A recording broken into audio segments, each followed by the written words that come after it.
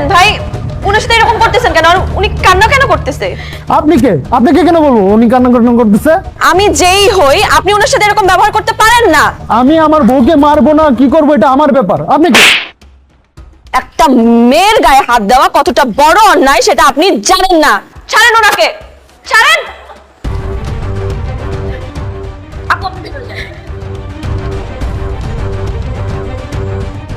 আচ্ছা, আপনি কি যেন বলছিলেন তখন গেটের সামনে আমাকে?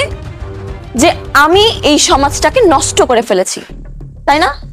নষ্ট আমি করিনি, নষ্ট করেছেন আপনাদের মতো কিছু পুরুষেরা।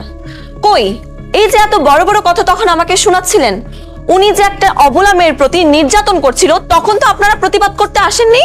কোথায়? কেউ তো প্রতিবাদ করতে আসলো না। আপনাদের মতো মানুষেরা কি পারে জানেন? শুধু মানুষের পেছনে কথা বলতে, কিন্তু সত্যিকারের প্রতিবাদ কেউ কখনো করতে আসে না। আর আপনাকে বলছি, আমি যদি ফার্দার কখন এরকম দেখেছি, আমি কিন্তু পুলিশের কাছে কমপ্লেইন করব।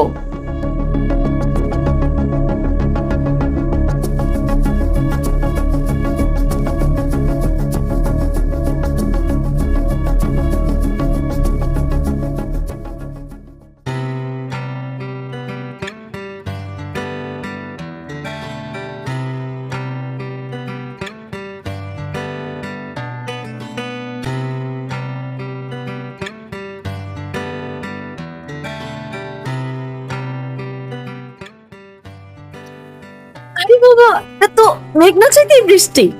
তুমি আমার বাসায়? পাড়া প্রতিবেশীদের ঘর ঘরে তো একটা আগুন চলে যাবে। না আসলে তেমন কিছু না, এমনি আপনার সাথে একটু কথা বলার দরকার ছিল তাই।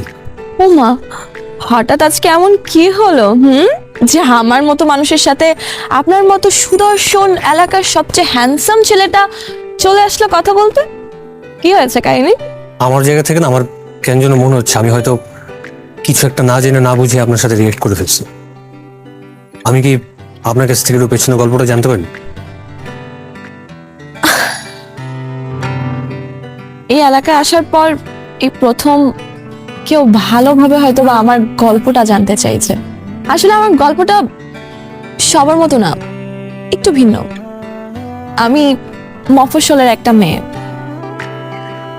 আসলে আপনারা সামনে থেকে যা দেখছেন, যেভাবে দেখছেন, কোনো কিছুই ওরকম না। পর্দার বাহিরের থেকে যেটা দেখা যায়, পর্দার ভেতর থেকে আসলে গল্পটা অনেক ভিন্ন হয়। আমি আসলে একজন স্যারোগেট মাদার। আমি আমার গর্ভটা ভাড়া দিয়েছি। এই যে বাচ্চাটা দেখছেন, এই বাচ্চাটা আসলে আমার বাচ্চা না। আমি তো মফস্বলে বড় হয়েছি। মফস্বলে থেকে আসলে আমি এই কাজটা করতে পারতাম না। আপনার মনে এখন প্রশ্ন আসতেই পারে যে আমি হঠাৎ করে আমার গর্ভ কেন ভাড়া দিলাম। আসলে আমার বাবা নেই।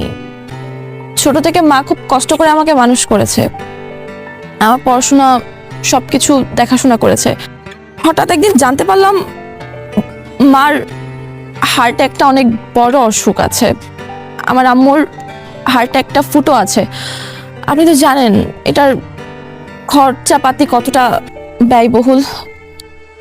আমার পক্ষে আসলে এতটা খরচ চালানো সম্ভব ছিল না, যার কারণে আমার আসলে এই পন্থাটা বেছে নিতে হয়। আর এই এলাকায় আসার পর থেকে সবাই সবার মতো করে আসলে গল্পটা সাজিয়ে নিয়েছে। আপনি যেটা দেখেন যে যারা আমাকে টাকা দিয়ে যায় তারা হচ্ছে মূলত আমার যে আসল বাবা মা আমার বাচ্চার, তারা আমাকে খরচ পাঠায় প্রতি সপ্তাহে। আর এই যে আমার পোশাক আশাক, আমার দামি চলাচল যা দেখেন সবকিছুই তাদের দেয়া। বলতে পারেন আমি তাদের দেয়া একটা জীবন just দিচ্ছি। আর এটাই আমার গল্প। আমি আপনাকে আসলে কি বলা উচিত আমি না বুঝতে পারতেছি না। আমার কি আপনাকে সরি বলা উচিত? কোনো কিছু না জেনে রিয়েক্ট করে ফেললে যেমনটা হয়, আমার ক্ষেত্রেও তাই হয়েছে। আমি না বেশ সরি, না বুঝিয়ে হয়তো অনেক কথা অনেক কিছু বলছি আপনাকে। না, ঠিক আছে। আসলে আপনার জায়গা থেকে না জানাটাই খুবই স্বাভাবিক। আমি এসব নিয়ে কিছু মনে করিনি, আপনিও কিছু মনে করবেন না। না, অনেক it's কিছু okay. করেছি। আমি তাহলে আজকে আসি। ভালো থাকবেন। ভালো থাকবেন।